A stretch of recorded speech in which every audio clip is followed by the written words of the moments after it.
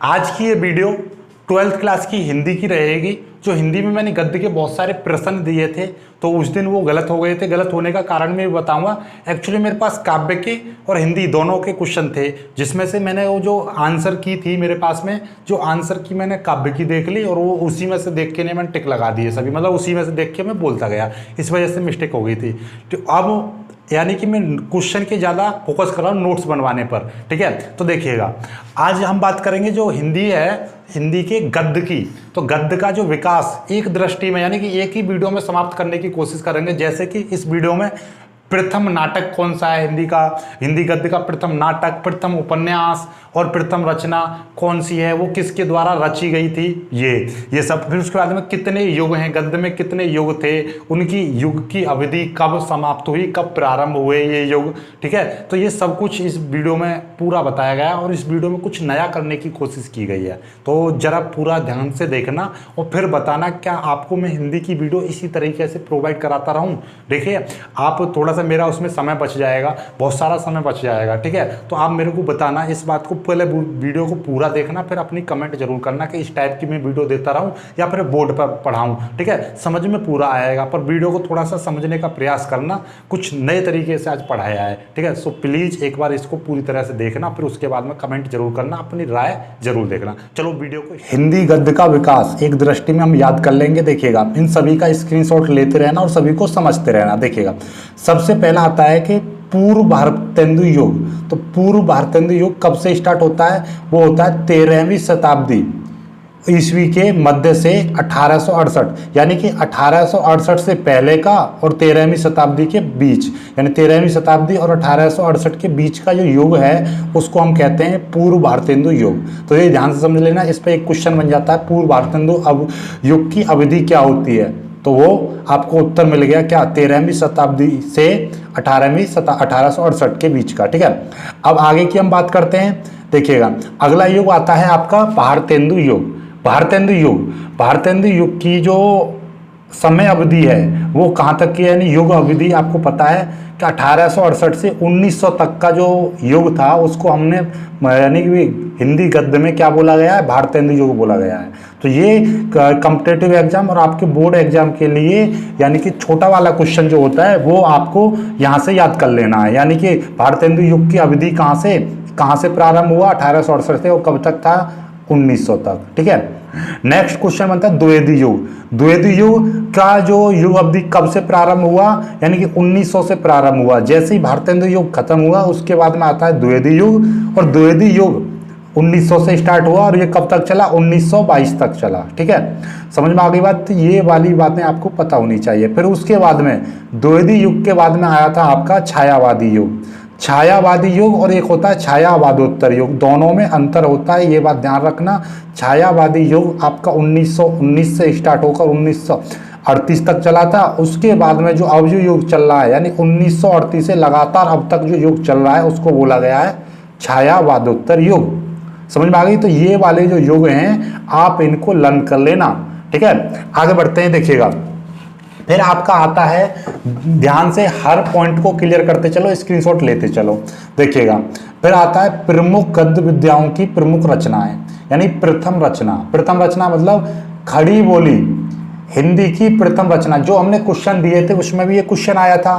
तो खड़ी बोली हिंदी की जो प्रथम रचना है वो कौन सी है, गोरा बादल की कथा। ध्यान समझ लेना, वहां पे हमने टिक गलत कर दिया था, तो ये है इसका राइट आंसर।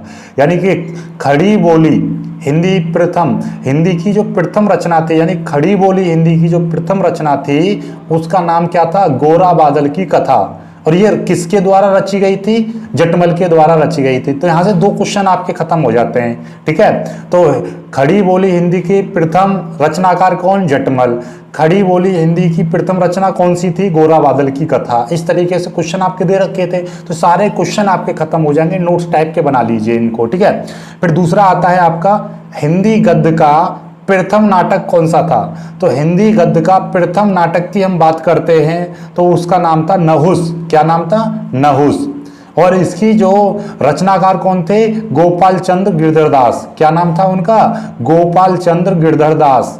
ठीक है। हिंदी का प्रथम नाटक कौन सा था? वो उनका नाम था नहुस, और वो किसके द्वारा रचा गया था? यानी कि गोपाल चंद गिरधरदास। ये बिल्कुल रट लेना इनको, ये गलत नहीं है।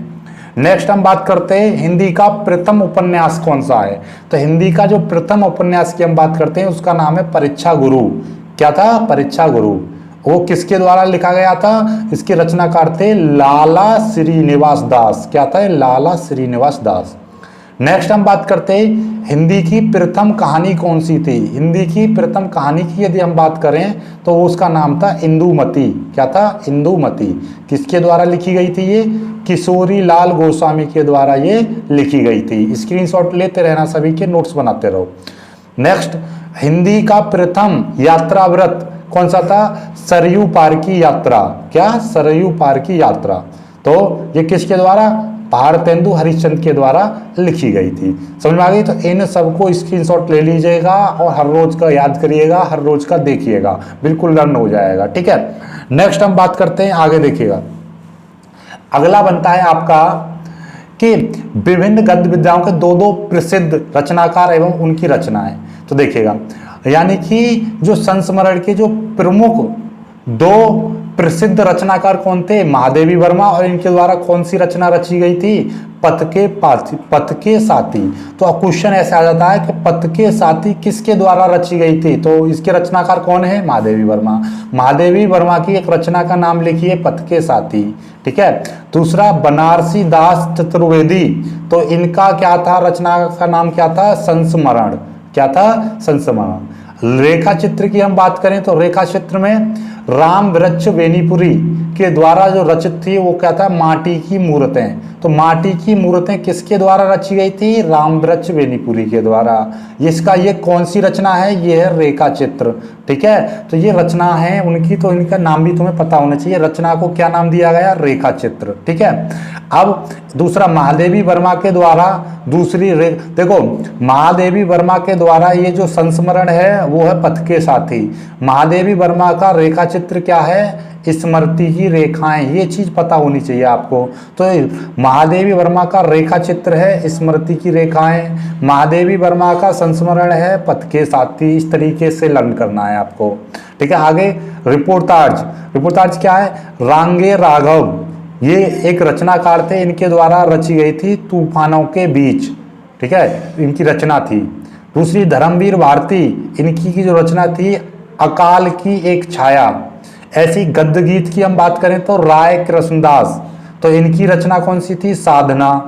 फिर इनका था वियोगी हरि, ये रचनाकार का नाम था, यानी लेखक का नाम था। इनके द्वारा क्या लिखा गया था? तरंगिणी। तो ये याद होनी चाहिए आपको। ठीक है। नेक्स्ट हम बात करते हैं, देखिएगा। फिर आपका था आत्मकथा। ये आत्मकथा थी गुलाब राय की। आत्मकथा कौन सी थी? मेरी असफलताएं। यशपाल की आत्मकथा कौन सी है? सिंहावलोकन, बोलते हैं सिंहावलोकन वो चीज। भेंट वार्ता। भेंट वार्ता की बात करें तो लक्ष्मी चंद्र जैन की भेंट वार्ता कौन सी थी? भगवान महावीर, यानी एक इंटरव्यू, ये इनकी रचना थी। ये राजेंद्र यादव, ये क्या है? चेखव, एक इंटरव्यू। ये इनकी क्या? भेंट वार्ता, यानी कि इंटरव्यू जो टाइप का होता है। अब जीवनी। जीवनी की बात करें, जीवनी लिखी गई अमृत राय, तो इनका क्या था? कलम का सिपाही, प्रेमचंद की जीवनी। ठीक है। और जीवनी विष्णु प्रभाकर ने किसकी लिखी थी? आवारा मसीहा, ये कौन सी थी? ये क्या? शरत चंद्र की जीवनी। ठीक है, ये चीज है, ये चीज तुम्हें पता होनी चाहिए। ठीक है। नेक्स्ट हम बात करते हैं अपने, आगे देखिएगा। बहुत अच्छा ये है स्कोप इसका, देखिएगा ये तुम्हें याद हो जाएगा तो बहुत आपकी दिक्कतें दूर होने वाली हैं इससे। देखिएगा क्या है, यह है साहित्य की प्रमुख पत्रिकाएं। तो बात करते हैं हम, संपादक का नाम आएगा इधर आएगी प्रकाशन स्थल और पत्रिका का नाम। तो देखिएगा, कवि वचन सुधा किसके द्वारा, यानी भारतेंदु युग की 3 पत्रिकाओं का नाम लिखोगे तो ये हो जाएगा कवि, वचन सुधा, हिंदी प्रदीप और आनंद कादम्बिनी। ठीक है, भारतेंदु युग की हैं ये 3 पत्रिकाएं। अब ये कवि वचन सुधा किसके द्वारा लिखी गई थी? भारतेंदु हरिश्चंद्र के द्वारा लिखी गई थी। और ये प्रकाश कहाँ पर हुई थी? ये प्रकाशन कहाँ पे हुआ था इसका? इस पत्रिका का प्रकाशन कहाँ पे हुआ था? सबसे पहले काशी में हुआ था। इस तरीके से याद करना है। हिंदी प्रदीप ये जो पत्रिका थी किसके द्वारा लिखी गई थी? बालकृष्ण भट्ट के द्वारा। इसका प्रकाशन सबसे पहले ये कहाँ पर पब्लिश की गई थी? इलाहाबाद में। ऐसे ही आनंद कंदमिनी, ये किसके द्वारा लिखी गई थी? बद्री नारायण चौधरी प्रेम घन, कहाँ पे इसका प्रकाशन हुआ था? मिर्जापुर। ठीक है, ये सभी यूपी की जगह हैं।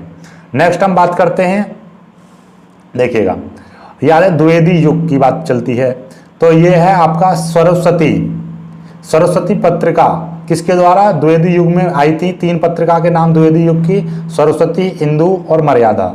सरस्वती किसके द्वारा लिखी गई थी? आचार्य महादेवी प्रसाद द्विवेदी के द्वारा। कहाँ पर इसका प्रकाशन हुआ था? इलाहाबाद में हुआ था। नेक्स्ट हम बात करते हैं इंदुमती, इसका क्या था? अंबिका प्रकाश गुप्त द्वारा लिखी गई थी। कहाँ पर प्रकाशन हुआ था? काशी में। मर्यादा की हम बात करें तो ये मर्यादा एक पत्रिका थी जिसको किसने लिखा था? कृष्णकांत मालवीय ने लिखा था, और इसका प्रकाशन कहाँ पर हुआ था? प्रयाग में। ठीक है, आगे की बात करते हैं हम, देख लीजिएगा शुक्ल यानी शुक्ल युग, जो छायावादी युग हमने पढ़ाया था, छायावादी युग को हम क्या बोलते हैं? शुक्ल युग कहते हैं। ठीक है, तो ये देखिएगा इस शुक्ल युग यानी छायावादी युग की 3 पत्रिकाएं, हंस, साहित्य संदेश और करमवीर। हंस किसके द्वारा लिखी गई थी? प्रेमचंद के द्वारा। कहाँ पर इसका प्रकाशन हुआ था? बनारस में हुआ था। ठीक उसी प्रकार से साहित्य संदेश जो पत्रिका थी, इसका प्रकाशन यानी कि किसके द्वारा लिखी गई थी? गुलाब राय के द्वारा। इसका प्रकाशन कहाँ पर हुआ था? आगरा में हुआ था। ऐसे ही करमवीर की हम बात करें तो ये माखन लाल चतुर्वेदी, तो ये आपका जबलपुर हुआ था। ठीक है, जबलपुर में इसका प्रकाशन हुआ था। फिर बात करते हैं आपका शुक्लोत्तर युग, तो शुक्लोत्तर युग यानी कि छायावादोत्तर युग को हम बोलते हैं शुक्लोत्तर युग, जो अब चल रहा है। तो इसकी 3 रचनाएं कादम्बिनी, धर्मयोग और सारिका। तो कादम्बिनी किसके द्वारा लिखी गई थी? राजेंद्र अवस्थी।